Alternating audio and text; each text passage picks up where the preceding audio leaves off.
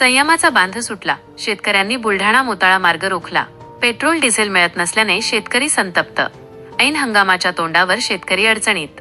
Buldhana petrol आणि डिझेलच्या टंचाईमुळे संतप्त झालेल्या शेतकऱ्यांनी थेट रस्त्यावर उतरून रास्ता रोको आंदोलन केले.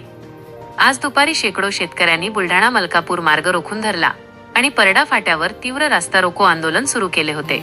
यातून मोताळ्यातील शेतकऱ्यांचा तीव्र उद्रेक पाहायला मिळाला आहे. पेट्रोल पंपांवर चक्रा मारूनही डिझेल मिळत नसल्याने अखेर शेतकऱ्यांच्या संयमाचा बांध सुटला आणि मोताळा तालुक्यातील शेतकरी आक्रमक झाले. दरम्यान घटनास्थळावर पोलीस शेतकऱ्यांची समजूत काढत होते.